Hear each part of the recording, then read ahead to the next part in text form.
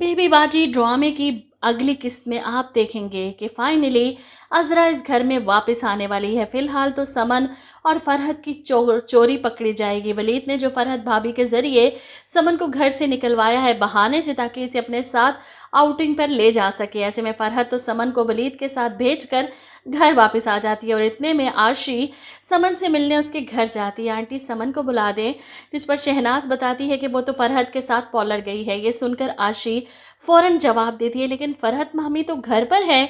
यहाँ पर शहनाज एकदम से चौंक जाती है कि ऐसा कैसे हो सकता है, फरहत इतना बड़ा झूठ कैसे बोल सकती है। वो मुंतज़िर हैं समन की कि वो घर आए और इससे पूछें।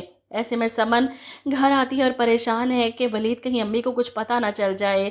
अगर इन्हें पता चला कि मैं तुम्हारे साथ थी तो बहुत बुरा लगेगा इन्हें। वलीद तसल्लियाँ देता है, इन्हें कोई नहीं बता सकता, हमने बड़ी प्लानिंग के साथ ये सब किया। खैर समन डरते डरते अपने घर में दाखिल होती है जहाँ शहनाज इसकी मुंतज़िर थी। तुम तो मुझे पॉलर का कह कर गई थी, लेकिन तुम्हारी तो शक्ल वैसी की वैसी उजड़ी पुजड़ी लग रही है, क्या करवा कर आई हो पॉलर से। ऐसे में समन घबरा जाती है। वहीं दूसरी तरफ आप देखेंगे कि जमाल उमर के यूं अपनी माँ को याद करने और रोने पर परेशान। रात को तो पिज़्ज़ा खिलाकर इसे चुप करवा दिया, लेकिन अब रोज़ रोज़ तो ऐसा नहीं हो सकता।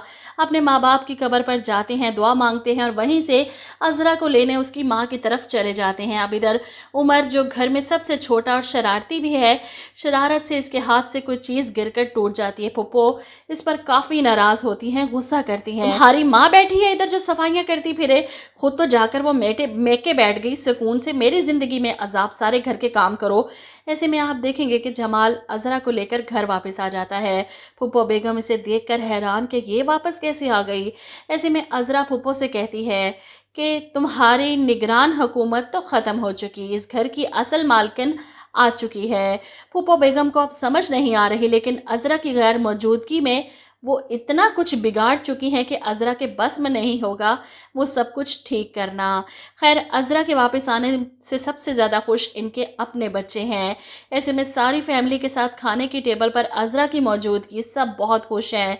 ऐसे में फरहत अज़रा भाभी से कहती है, भाभी अब अपने भतीजे के लिए अपने बच्चों, अपने घर को छोड़कर वहाँ रुकी रहीं। लोग फजूल में ही फुप्पियों को बदनाम करते हैं, वरना फुप्पियाँ तो अपने भतीजे और भांजों पर जान छिड़कती हैं। अब अज़रा तिरछी नज़रों से इस फुप्पो बेगम को देखती है, जो किसियानी हंसी हंसकर अपने खाने की तरफ तवज्जो देती है, क्योंकि वो खुद भी जानती है कि वो इस घर में कितना फसाद डाल रही है। बस अज़रा जमाल से बात करती है कि आप मुझे कुछ पैसे दे दीजिएगा, घर की ग्रोसरी लेकर आनी है। जवाब में जमाल साहब कहते हैं कि फुप्पो सब कुछ ले आई हैं और आइंदा भी फुप्पो ही लेकर आएंगी। बस मैंने फैसला कर लिया है, इस घर का निज़ाम बस फुप्पो ही चलाएंगी।